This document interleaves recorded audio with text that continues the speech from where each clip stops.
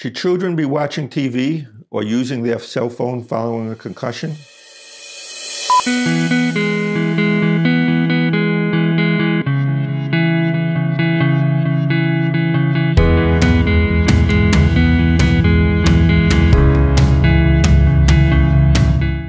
In doing some research on concussion recovery time, I came across an interesting article answering the question, what is the effect of screen time in the first 48 hours after the concussion on the duration of concussive symptoms? The article was published in the American Medical Journal Pediatrics and is entitled Effective Screen Time on Recovery from Concussions, November 2021.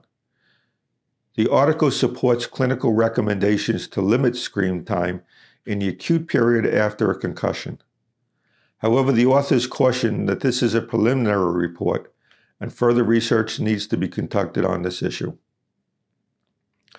Participants in the study ranged in age from 12 to 25 and presented to the emergency department within 24 hours after sustaining a concussion.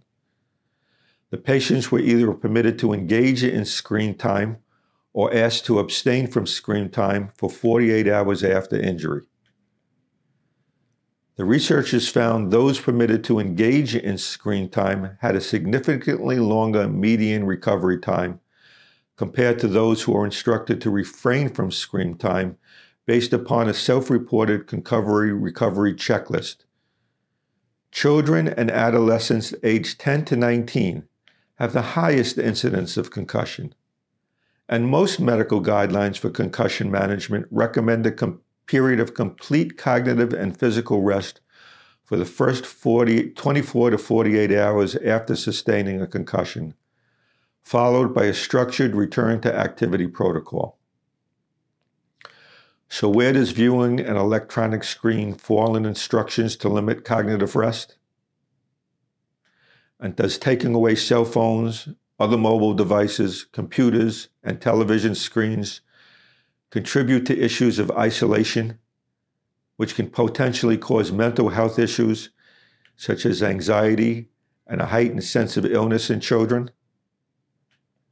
And if you're going to limit screen time, for how long?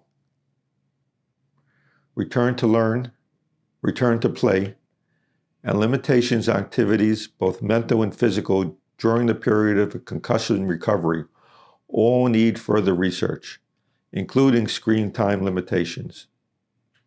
The study authors recommend further clinical trials to consider this issue with large groups and in specific activities, such as video games, and in determining the extent of daily time restrictions to determine whether there is a dose-dependent effect.